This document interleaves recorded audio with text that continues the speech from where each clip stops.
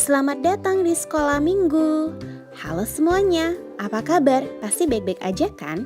Welcome to GSJ Jelambar Kids in Christ. Duduk yang manis, kita mau berdoa. Tuhan Yesus yang baik, Engkau sangat baik buat kami. Terima kasih Tuhan atas penyertaan-Mu. Kami mau memuji nama-Mu Tuhan, mau mendengarkan kisah tentang Engkau, agar kami siap menjadi anak-anak yang taat, setia, dan percaya untuk memuliakan nama-Mu Tuhan. Dalam nama Tuhan Yesus kami berdoa, amin. Ayo semua kita berdiri dan memuji nama Tuhan, pakai gerakan ya, yang semangat dan sukacita.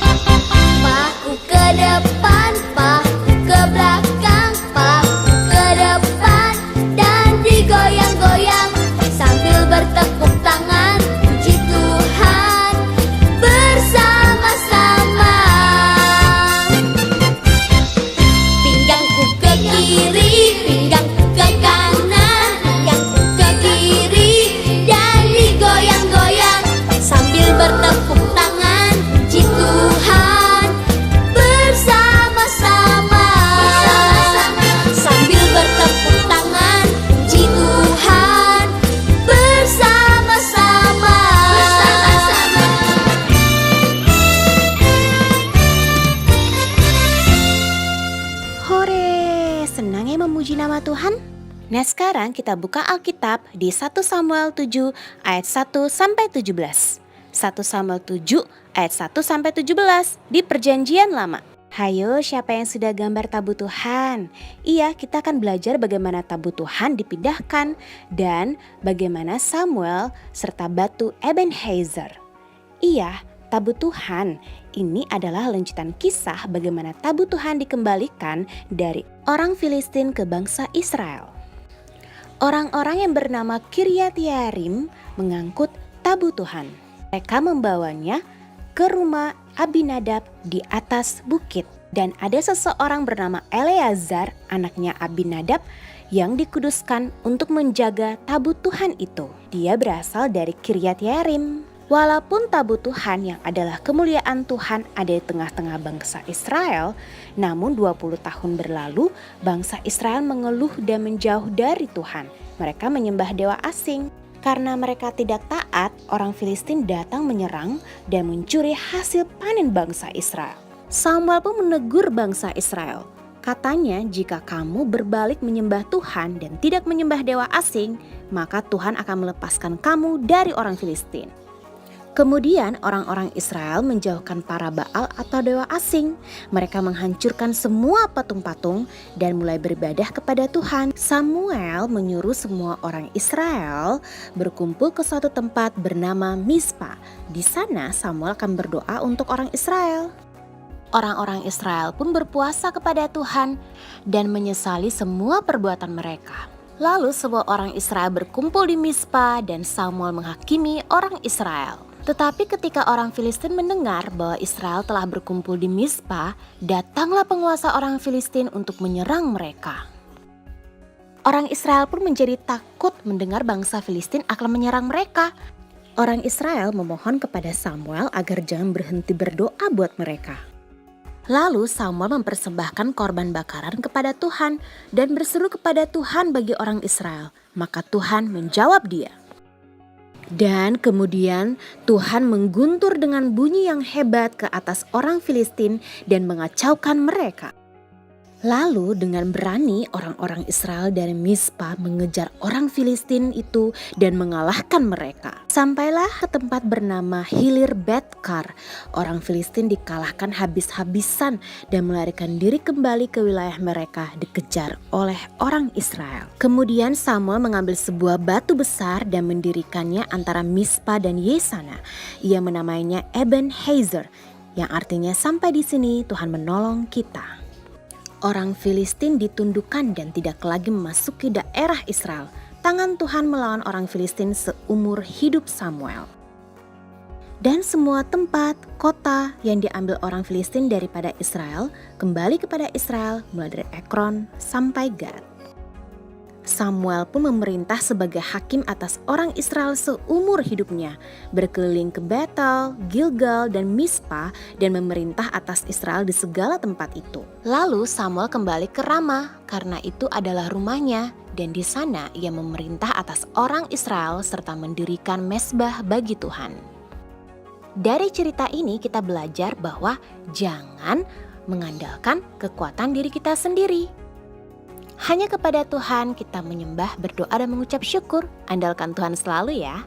Seperti Samuel yang taat sehingga Israel berhasil mengalahkan bangsa Filistin karena doa-doanya, kita pun harus setia dan rajin berdoa dan baca Alkitab. Karena itu adalah kunci keberhasilan di masa depan bagi anak-anak yang taat dan setia di mata Tuhan. Sekarang tugas sekolah minggu kamu adalah hafal ayat emasmu di Amsal 3 ayat 5-6. Jangan lupa direkam ya kalau sudah selesai menghafal dan kirim ke guru sekolah minggu. Berdoa dulu yuk sebelum menutup perjumpaan kita. Tuhan Yesus yang baik, terima kasih kita mau belajar percaya dan setia dan taat seperti Samuel agar berhasil di masa depan. Menjadi anak yang pintar, taat dan setia, dan selalu mengandalkan Tuhan, menjadi berkah dan memuliakan namamu. Dalam nama Tuhan Yesus kami berdoa, amin. Sekarang ayo kita puji nama Tuhan lagi dengan semangat dan sukacita ya.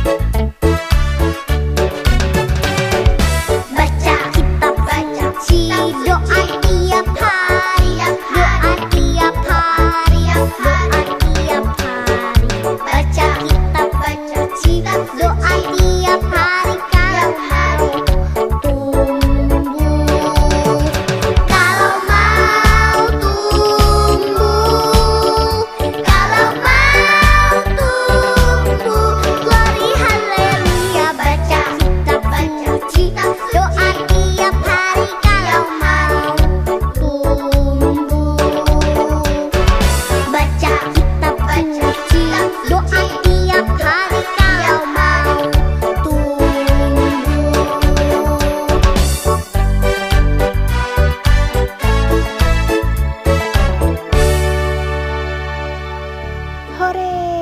Sampai jumpa lagi. Tuhan berkati ya. See you soon. God bless you.